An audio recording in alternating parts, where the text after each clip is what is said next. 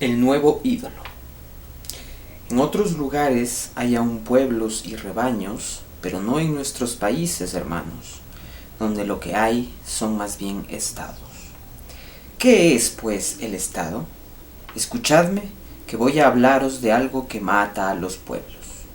Llaman estado al más frío de todos los monstruos fríos, al que miente con toda frialdad cuando dice que él es el pueblo. Eso es mentira. Quienes crearon los pueblos poniendo en ellos una fe y un amor, fueron creadores que, de este modo, prestaron un servicio a la vida. Pero hay hombres destructivos que ponen trampas para atrapar a la gente y las llaman estado. Ponen sobre la gente una espada y 100 concupiscencias. En los sitios donde aún hay pueblos, no entienden qué es eso del estado y lo odian por considerar que tiene mal de ojo y que es un atentado contra las costumbres y las normas. Fijaos en esto.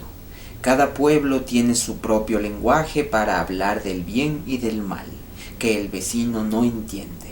Se ha inventado su propio lenguaje relativo a las costumbres y las normas. Pero el Estado miente en todos los lenguajes del bien y del mal. Todo lo que dice es falso y todo lo que tiene es producto del robo. Todo él es falso. El muy mordaz muerde con dientes robados. Hasta sus entrañas son falsas. Reconoceréis siempre al Estado porque es una torre de Babel del bien y del mal, una confusión de lenguas, lo que indica que es voluntad de muerte y que se entiende muy bien con los que predican la muerte. Ya os he dicho que nace demasiada gente. Pues bien, para los que están de más se ha inventado el Estado. Fijaos cómo atrae a toda esa gente superflua, cómo se la come, cómo la mastica y cómo trata de digerirla. Ruge ese monstruo, no hay nada en la tierra que esté por encima de mí. Yo soy el dedo imperativo de Dios. Y no creáis que son solo los que tienen las orejas largas y la vista corta quienes se ponen de rodillas. También a los que tenéis un alma grande, ¡ay!, os susurra sus embustes siniestros. Adivina cuáles son los corazones generosos, propensos a entregarlo todo por amor. También adivina quiénes sois los que habéis vencido al antiguo Dios. La lucha os ha dejado exhaustos y ese cansancio vuestro está ahora prestando un servicio al nuevo ídolo.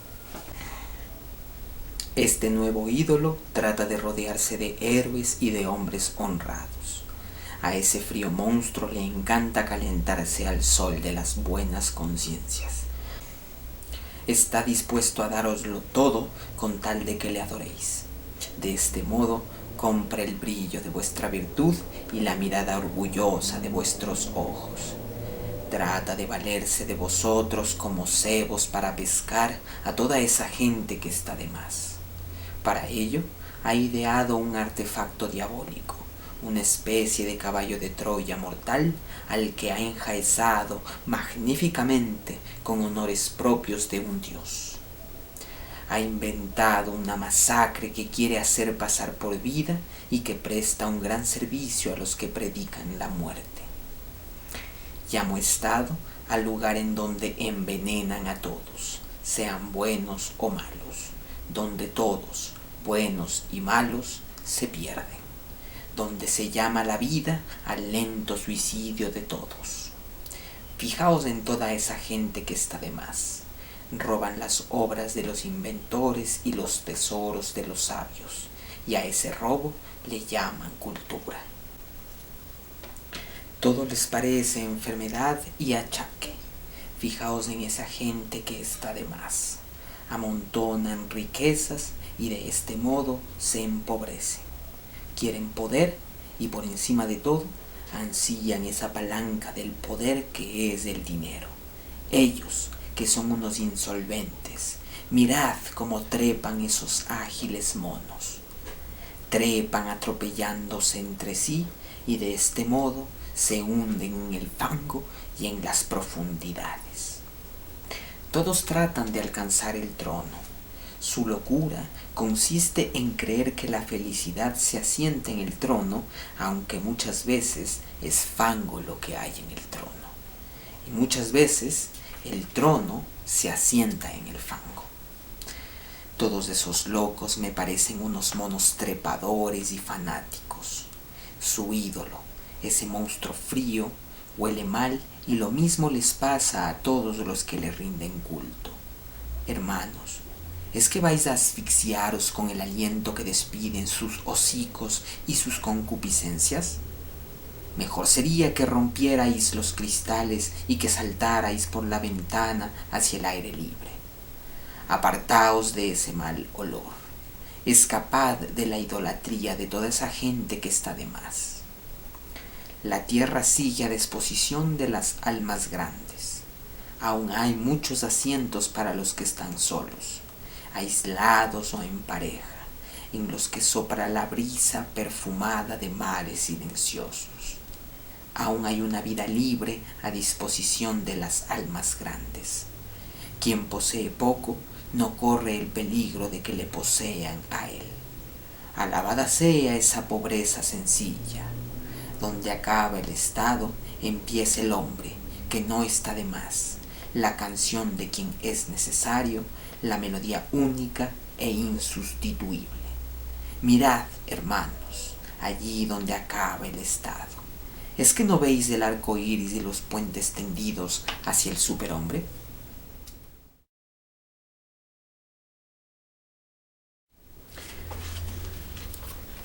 Muy bien, bienvenidos a esta filósofa mundana. Esto fue Así habló Zaratustra, de Friedrich Nietzsche, un escritor que yo he interpretado y he leído bastante durante, diríase, mis inicios en este interés por la filosofía, y que de hecho yo diría que fue una figura introductoria para mí en este ámbito de la filosofía, pero que sin embargo hace poco estaba indagando un poco en este libro y me resultó bastante interesante estas tesis de nuestro filósofo, y que claro, van muy en consonancia con este individualismo,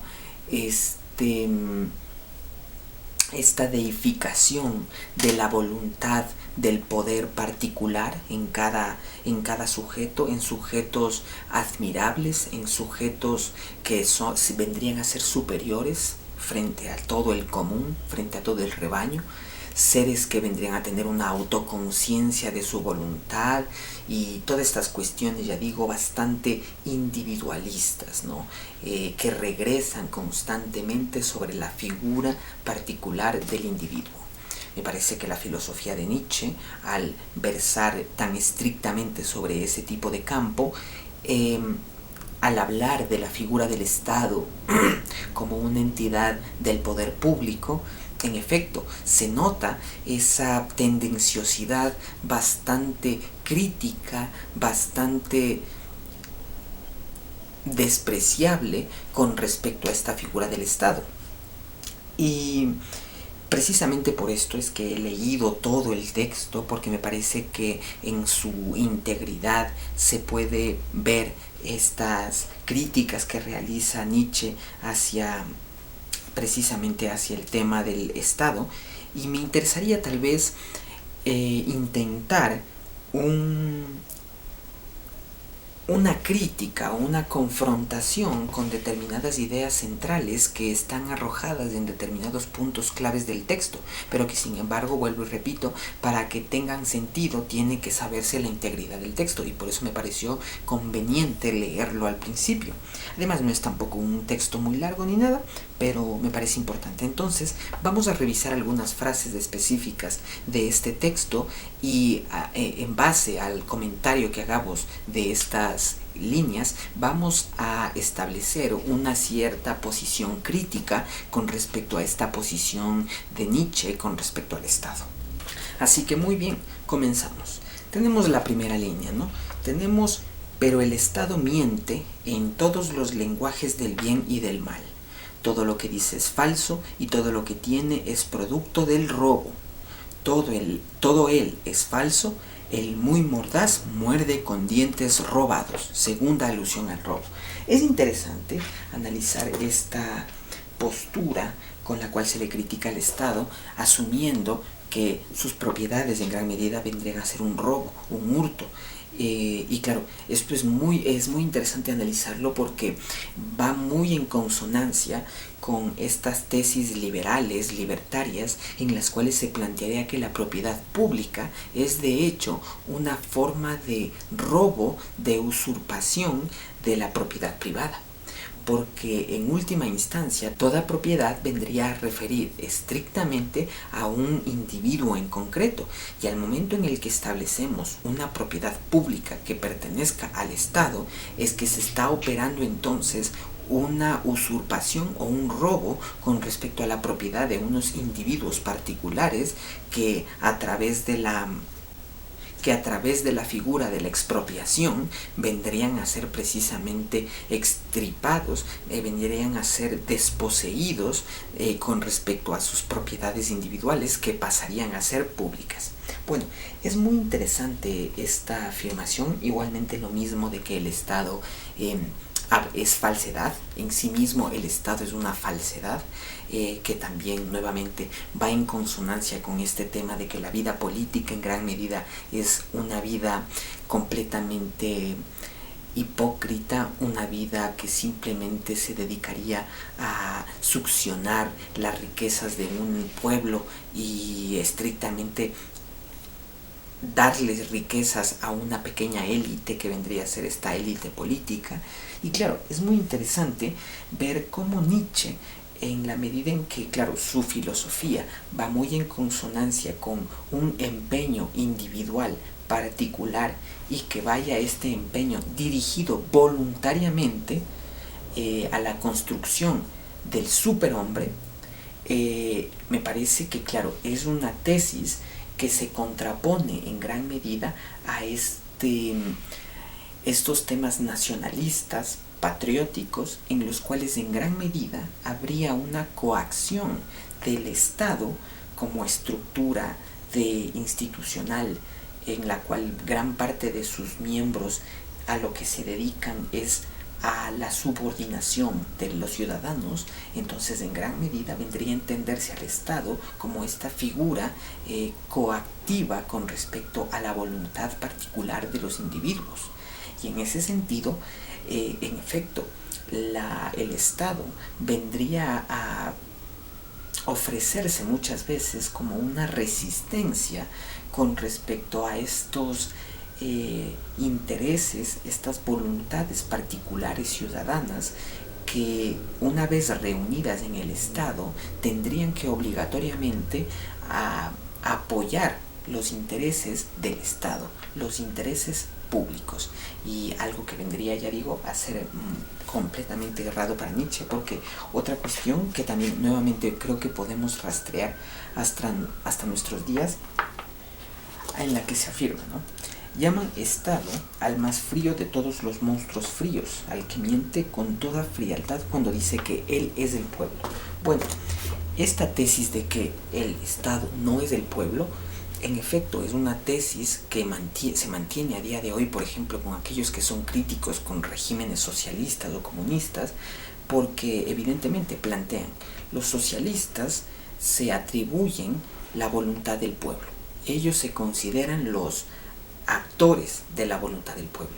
Sin embargo, lo que quedaría a la vista, una vez que estos regímenes socialistas llegan al poder, es que toda esa voluntad del pueblo que ellos pretenden expresar, que pretenden realizar en el Estado, realmente es solamente la voluntad de unos pocos, es la voluntad de una particular élite política que una vez llega al poder simplemente se vuelve la dueña de los medios de producción, se apropia de mucha de la riqueza del pueblo, y en efecto la gran mayoría de los ciudadanos quedan relegados a la pobreza, a desposeídos de sus propiedades, y en cambio habría una pequeña élite política que sí se vendría a ver beneficiada por estas operaciones de un Estado, que supuestamente velaría por un pueblo, por una idea de pueblo, pero que concretamente se vería que realmente está respondiendo a los intereses de una particular minoría de la sociedad, que se atribuye supuestamente la voluntad del pueblo, pero que de voluntad del pueblo no tiene nada, porque realmente no es la voluntad del pueblo en general, sino la voluntad de una parte de ese pueblo, ¿no? Entonces, en este sentido es que se puede entender la crítica que hace Nietzsche con respecto al Estado entendido como voluntad del pueblo, porque como se ha visto, cuando los supuestos defensores de la voluntad del pueblo llegan al poder, lo último que hacen es defender esa idea del pueblo, sino más bien sus intereses propios, partidistas y etcétera. Intereses de clase, intereses personales, etcétera. Entonces es interesante, ¿no? Revisar, estas pequeñas críticas que realiza Nietzsche con respecto al tema, pues, del Estado, porque pueden ser rastreadas como de hecho muy actuales, como de hecho tesis que están muy presentes a día de hoy. Ahora bien, cabría postularse críticamente también con respecto a estas tesis, ¿no? Porque si bien es cierto que cuando un Estado se autodenomina voluntad del pueblo, sucede muchas veces que realmente no se vuelve voluntad del pueblo, sino voluntad de una parte del pueblo. Claro, en efecto puede suceder así, pero ahora el tema aquí estaría en el plano de la nación-estado, ¿de acuerdo? El plano de cuál es la idea de nación que se está defendiendo, y por ende, en base a esta idea de nación que se está defendiendo, se generan lo que vendrían a llamarse voluntades del pueblo. Entonces, las voluntades del pueblo que existen y que constituyen en última instancia la conformación del Estado, en gran medida van determinadas por la idea de nación política que cada voluntad en particular tiene, cada voluntad del pueblo tiene. Entonces, cada parte de un mismo pueblo tiene ideas de nación política a veces contrapuestas y diferentes. Entonces, precisamente vendrían a ser sobre este plano de las naciones políticas, sobre el cual cabría establecer este tema de la lucha entre las voluntades del pueblo, ¿no? Porque hay muchas voluntades en el pueblo, y eso es algo que yo creo que hay que rescatar tal vez de Nietzsche, y que rescatar de muchos de los libertarios también, que claro, afirman que es imposible que un Estado se autodenomine voluntad del pueblo, porque es imposible que una parte del pueblo venga a representar a la totalidad del pueblo. Entonces tendría que darse necesariamente el tema de eso, de que entonces no es la voluntad del pueblo la que está expresada en el Estado, sino la voluntad de una nación política determinada. Y voluntad entendiéndola como una sumatoria de voluntades individuales, ¿no? Porque lo que habría detrás de una idea de nación política que es defendida por un partido son, en última instancia, la voluntad particular de individuos. Pero entonces esto de el pueblo que defiende un Estado realmente no es del pueblo. Eso habría que rescatarlo de Nietzsche y de muchos otros, que eso es pura retórica, que el Estado venga a ser expresión del pueblo es pura retórica, pero de allí entonces el Estado sí tiene que ser de algún modo expresión de un común denominador, y este común denominador va a ser la idea de nación política imperante, ¿de acuerdo? Entonces, evidentemente vamos a afirmar que el Estado no es expresión del pueblo. De hecho, hay muchas expresiones del pueblo, hay muchas voluntades dentro de un mismo pueblo y que están contrapuestas y todo. Vendría a ser entonces la idea de nación política la que define entonces el Estado como tal. Entonces el Estado se lo puede denominar como la representación del común denominador de la idea de nación política imperante en un determinado momento, etc. Pero de ahí no podemos, por ejemplo, afirmar que por el hecho de que no existe un pueblo que sea defendido por el Estado, entonces el Estado queda completamente suspendido en el vacío. más o menos como si no tuviera razón de ser o como si fuera un sinsentido. No, si el Estado surge precisamente dentro de estas, ya digo, estas luchas que tienen que ver con otras cuestiones más, ¿no? Pero el Estado estrictamente en nuestra actualidad está relacionado con la idea de nación política. Y la nación política es la que define al Estado como tal, no el pueblo, no el pueblo. Esto es algo que creo que hay que rectificar un poco también, aunque creo que es algo que los políticos de hecho sí saben, sí entienden, pero evidentemente en una campaña política, demagógica, democrática, no vas a sacar estos temas, no vas a decir, bueno, es que yo defiendo esta idea de nación política, no defendemos al pueblo, sino esta idea, no, sería un poco contraproducente con respecto al marketing que se tiene que manejar en una democracia, ¿no? Pero en síntesis eso vendría a ser. No debemos rechazar la existencia del Estado porque supuestamente algunos dicen que es la expresión del pueblo y no es así. No, hay que plantear nuevas teorías con respecto al Estado, teorías más sólidas, pero no dejar de lado esta idea del Estado ni plantearnos de una forma tan supuestamente anarquista, que es la que parece que define un poco Nietzsche. Y pues bien, vamos nuevamente a realizar estas comparaciones entre Nietzsche y determinadas posturas libertarias. Claro, muchas veces nos encontramos con que, por ejemplo, los defensores de Milei actualmente tienen este epíteto contra la sociedad política que es la casta política.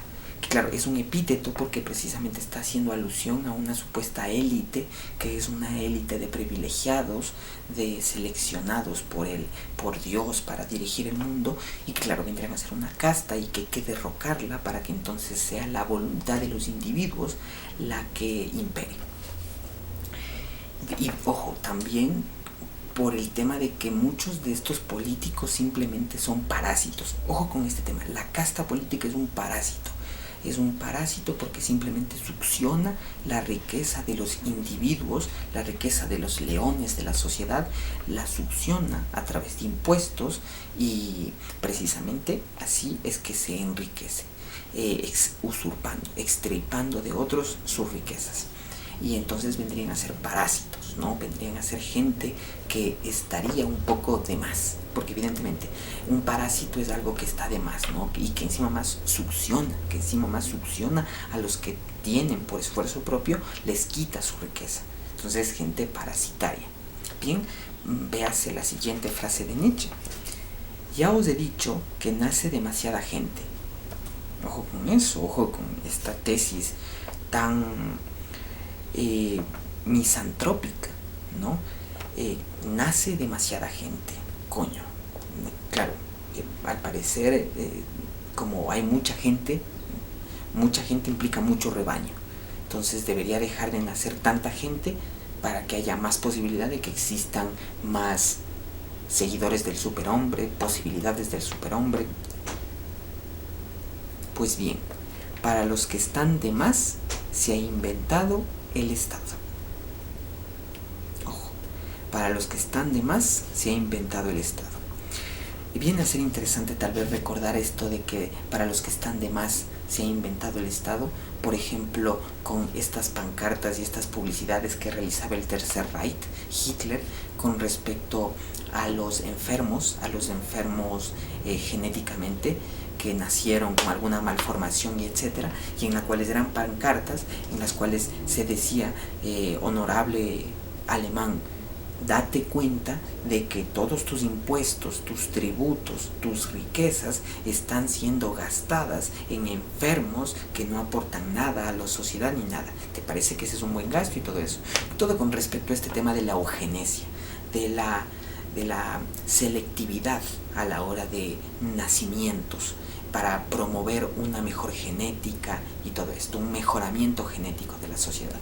Creo que es muy interesante ver cómo, para los que están de más se ha inventado el Estado. Claro, para todos estos enfermos, esta gente que necesita ayuda, estos débiles, la gente que de otro modo no subsistiría, para ellos precisamente fue instaurado el Estado, para prolongar la debilidad de estas gentes inferiores, ¿no? Entonces es muy interesante cómo hasta cierto punto vemos que este anarquismo individualista, supremacista ha ido calando precisamente en los movimientos liberales y libertarios a día de hoy. Es interesante ver esas asociaciones un poco, ¿no? Que deben haber también diferencias, no lo digo, pero ahorita estamos un poco rastreando esos común denominadores, ¿no? Mira de esto. Aquí esto yo creo que es un punto que hay que criticar, es algo que necesariamente hay que criticar con respecto a los movimientos libertarios, movimientos liberales, porque es algo muy común que se da entre todos ellos. Fijaos en toda esa gente que está de más. Roban las obras de los inventores y los tesoros de los sabios, y a ese robo le llaman cultura. Bien, claro, esto yo creo que dependería en gran medida de estas tesis de que el individuo es precisamente lo que sería en palabras de Nietzsche, el creador de nuevos valores, el creador de nuevas formas de concebir el mundo, nuevas formas de valorar el mundo. Claro, el hombre vendría a ser alguien que establece estos parámetros, ¿no? Pero más allá de todo, el individuo. Son determinados individuos superiores, individuos geniales, los que generan estos cambios en los valores de la vida, los invierten, los permutan, etc. Y claro, y es a raíz de estos individuos superiores que se van dando determinados cambios estructurales dentro de la sociedad. Y entonces sucedería que, claro, cuando por ejemplo España se siente orgullosa de tener a un Miguel de Cervantes entre sus literatos, claro, en gran medida Nietzsche lo que plantearía es que no es por España que Miguel de Cervantes fue el hombre que fue, sino porque Miguel de Cervantes fue un individuo con una genialidad interna, con una brillantez propia de él, que pudo haber nacido tanto en España como en Alemania como en Inglaterra. Independientemente del lugar, era un sujeto brillante, era un individuo superior. Y por ende, casualmente surgió en España, pero no es de España la causante de ese individuo, sino que ese individuo fue un individuo que tuvo su genialidad accidentalmente en España. Esto vendría a ser un poco la tesis que mantiene Nietzsche con respecto a esto que nos informa, ¿no? De que, claro, en gran medida el Estado lo que hace es apropiarse de las creaciones e inventos de sujetos superiores y los llama suyos haciéndolos parte de su cultura. Claro, el gran error que yo vería aquí es precisamente la dependencia de esta idea de que el individuo tiene unos contenidos propios que son independientes de la realidad externa al sujeto, ¿de acuerdo? Desde nuestra perspectiva, que es una perspectiva más bien materialista con respecto a la historia, y más bien socialista antes que individualista, claro, desde nuestra plataforma lo que planteamos es que los individuos geniales son imposibles al margen de la cultura en la cual surgen, al margen del pueblo en el cual surgen, razón por la cual no tiene nada de incoherente el que un Estado llame a una producción de algún ciudadano suyo parte de la cultura propia, porque en efecto este individuo no es que creó su obra de arte de su pura genialidad sin ningún intermedio, sin ninguna influencia de algo externo. Eso es imposible. Necesariamente el entorno en el cual surge, las influencias inmediatas que recibe de los ciudadanos que le circundan, son los que determinan en gran medida sus obras de arte o sus invenciones tecnológicas, técnicas, ¿de acuerdo? Entonces es imposible, por ejemplo, pensar en un Aristóteles o en un Platón independientemente de la sociedad griega. Es completamente imposible. No se puede aislar a los individuos geniales de los entornos en los cuales esos sujetos surgen, porque necesariamente hay una correlación ineludible. Y finalmente, claro, cabría precisamente establecer que si Nietzsche tiene esta postura con respecto al Estado como un usurpador, como alguien que extirpa las libertades y las individualidades de sus ciudadanos, subordinándoles a ideas de patriotismo y de nacionalismos que no vendrían a ser las correctas según Nietzsche, claro, cabría entonces definir cuál es el camino, teleológicamente hablando, que cabría seguir para Nietzsche. Y obviamente llegamos a algo que yo creo que cualquier seguidor de Nietzsche lo va a ver como algo obvio, algo ineludible.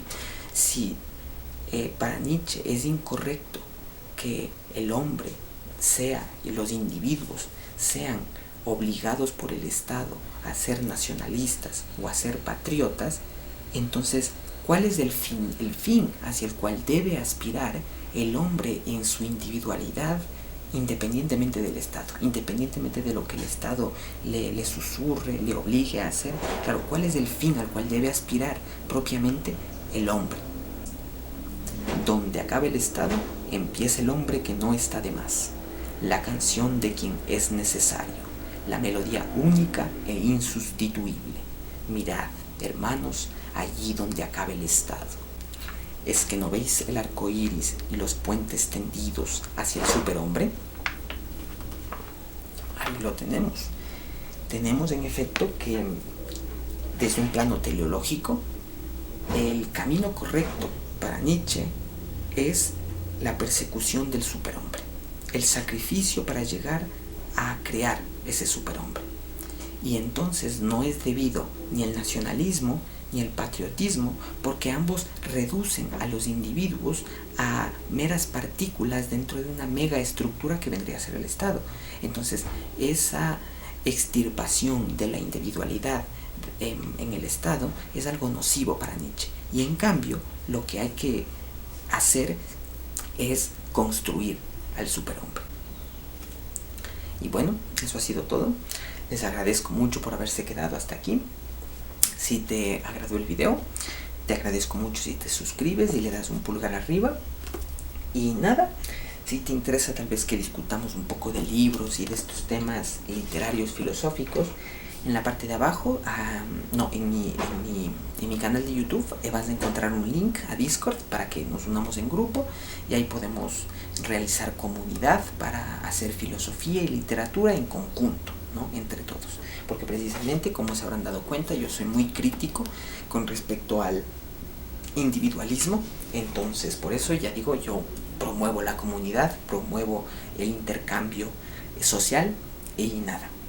Les agradezco mucho. Si les ha interesado este tema, vamos a seguir tratando sobre otros temas de Nietzsche en posteriores videos.